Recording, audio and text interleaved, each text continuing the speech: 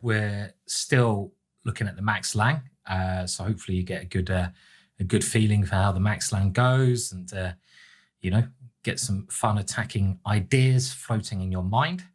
This is another classic game from 1940 in Yugoslavia, played between Kazic and Vukovic.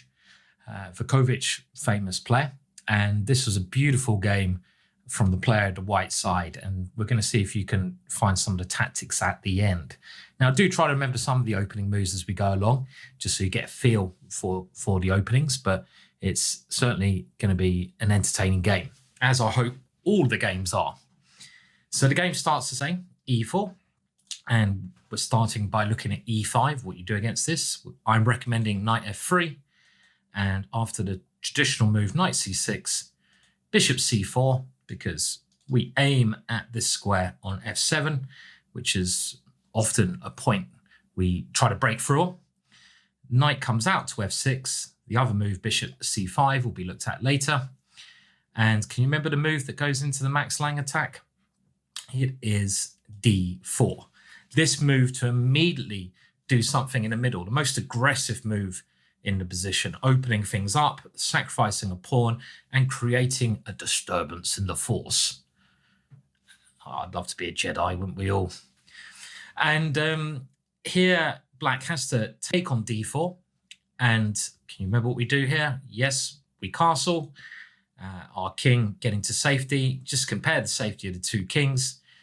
We looked at knight takes e4 in the last game. The other main move in this position is bishop c5. And this is something you'll probably face a lot if you try the max lang attack. And here we're going to go for the most aggressive option, and exactly what Kazic does as well. And that is pushing on with pawn to e5. This is a key move. Now, when you sacrifice a pawn, as happens here, you've got to justify that by applying pressure, continuing with aggression. You've got to play with some urgency. We talked about timing in the last video, and it's like, you know, when you're on the attack in pretty much everything, if you stop for a cup of tea, you're probably going to give your opponent a chance to get up, rebuild, and attack you. So it's very important in these situations to keep the pressure on, as you're going to see all the great players with the white pieces do in all of these games. So now e5, a very strong move. This attacks the knight, and black's got to think what to do. And the move he plays, d5, is certainly the best move. Black counter strikes in the middle, and the best form of defense is to attack. It's like Sun Tzu, Chinese war general, probably mention that, or some Romans going back to the, you know, his historical phrase, maybe. I mean, black moving the knight here would be a little bit passive and generally just bad. Where does the knight go? If it goes to g4, we can simply defend this pawn and develop a piece. And next move, we're going to kick that knight with h3. That knight will have to come back to h6. And after we take that knight, black has to take with the g pawn. Why is that bad? And I'm not always going to show the moves because I want you to get in the habit of trying to visualize very small patterns as you do in a game. Well, that would be very bad because black's king is exposed in that position. So d5, the best move, counter-striking. And this is what we call the main line, what theory recommends black should play. We capture on f6, and black has to capture on c4, otherwise it's piece down. And now this game, Kazic played rook to e1 check. Now, this is an interesting move. In the Grandmaster Gambits course, we do improve on the theory, because some of these games, as this one, are very old. This is 80 years ago. And with modern computers, we can find out the correct way you can continue the attack. And in the chessable course, we talk about capturing on g7. And after the rook has to move, playing bishop g5. And I consider this the best way for white to play. Rook e1's always there, but we don't need to play this. There's a very famous phrase that the threat is stronger than the execution. And I think anyone who suffers from anxiety out there will know what that means. Is the idea of doing something is much scarier than actually doing it generally. I remember the first time I a lot of times when I've been doing filming, I'm very scared actually of filming in studios in front of people, and the fear of doing it has really held me back. But when you actually get into doing it, it kind of flows a bit more sometimes. Other times you just sweat and have a panic attack, but we'll forget about those moments. And after rook e1 check, well, this is an old way of playing. Black immediately makes a mistake.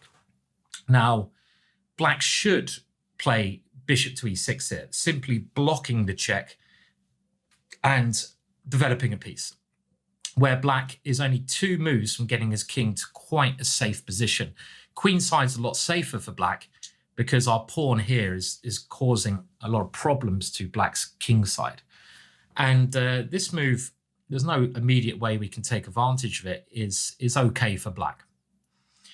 But black played king to f8 here, which is very greedy because it's generally trying to hold on to the pawn. But now the black king is seriously misplaced, and it also blocks the rook in. You want harmony in your pieces when you play. Black hasn't got that here. So now white develops with speed. And when you're trying to build an attack, you always look at your pieces you have developed. So in this position, I'd be looking at the pawn here, the knight and the rook. I'll be thinking, can I do anything with them? And if the answer is I can't do anything that really gains much, I mean, taking a pawn and creating a check, it's easily answered by king captures. So then you have to look at your reinforcements, and all these pieces here need to take part in the game, and you should look at how to bring them out. And bishop g5 is a fantastic move. We're now threatening to take on g7, which should win the queen. So black has to take on f6. And now we play bishop h6 check. Now we are 2 pawns down here, but after king g8, you can see that black's king is in a cage there. It's trapped in that position with the rook not playing. If we can get any kind of check against the king, and this is a theme for the game, the king is dead. So now white plays a very imaginative idea, and he looks at his last piece, the knight on b1, and he thinks, well, how can I bring that out? I think most people will put it on d2, but knight c3 is a marvelous idea. The knight wants to increase the pressure on the main target. You've got to realize in chess your focal point of your attack. This is something Vukovic talked about in his book, The Art of Attack. Again, another chessable course you might want to consider purchasing if you want to improve your attacking play. And bringing this knight closer to somewhere like f6 is the way to go. Now, you might be thinking, what happens if we capture the knight? But hopefully you can work this one out. It's going to be checkmate in 3 moves. I'll leave you there. You can pause the video if there's any moments you need a little bit more time. Instead, black doesn't play that blunder and develops the bishop to g4, trying to develop.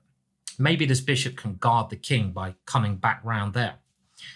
White continues by throwing the pieces towards the black king. Very aggressive and good play. Remember, when you're sacrificing, when you're doing a gambits buffet, then make sure you get a big plate, because, you know, when you have a buffet, you might as well overindulge, right? Be a bit hedonistic on those days, then go for a run the next day. Obviously, this is very relevant to the game. But make sure, you keep that initiative and fire up. And black here plays a terrible move. He should now move this bishop somewhere back to defend, somewhere like f8, trying to get rid of the bishop on h6, trying to exchange off that strong attacker on h6. This move, b6, is just too passive and too slow. White now plays c3, trying to open up the position. And again, if the pawn captures on c3, it will be checkmate. Can you see how? Just pause if you need to, work it out.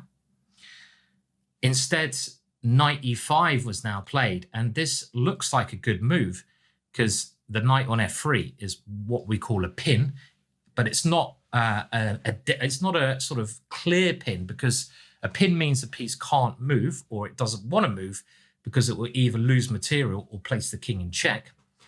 But in this case, the knight can move, we do lose the queen, but it still can move. So it's not an absolute pin. Now, white now demonstrates one of the most fantastic finishes to any game of chess that I've seen. And I'm going to suggest you do pause in a second and try to find a little combination that keeps the sort of ethos of this game. And the ethos is when you're gambiting, keep the pressure up, keep coming at your opponent, don't back down, and always look for the most aggressive moves. Checks, top of your ladder of things to look at, captures, and then threats. Always try to keep the energy flowing. Can you see it yet? Pause now if you need to. Well, now the brilliant move, knight takes e5. Now, the queen has to be captured, otherwise we're going to capture the bishop, which will be devastating. And now the point behind this move, there's no good checks that do anything. Knight takes f6 can be met by queen takes. There's no good captures. So what's the third thing on the list? Creating a threat. And knight d7 is a beautiful way to create a devastating threat on the f6 square, which would be checkmate. Imagine the knight comes there and another knight can back it up. It's checkmate. We can see the black king is stuck in the cage. There's only one way black can defend against this. Queen takes knight, doesn't work. This is actually checkmate. The only way you can defend is by playing the bishop back to try and defend it, but it's still checkmate now. White can keep the fire burning. Remember, as soon as you play slowly in such positions, you'll probably lose because you've given up so much material, your queen here. So look at the checks, and a check it is. This knight taking on f6, opening up the rook. And after the bishop captures, our rook slides into e8, a stunning technique, a stunning distraction move, distracting the queen away from the defense of the bishop. And this has to be taken. And now the knight f6, delivering checkmate on move 18. A beautiful example of the Max Lang firing up and causing damage there. Very, very nice game. I think you'll agree. In the next game I'm going to show you, we see a very similar theme to this. And one thing I want to say about chess is that, you know, once you see a good game, it's remembering the patterns in that game and seeing how they can trend in other games, and then eventually how you can use them in your own games to improve as a player. Spot a nice idea, try to remember the patterns, and then try to put it into practice is the key to becoming a grandmaster.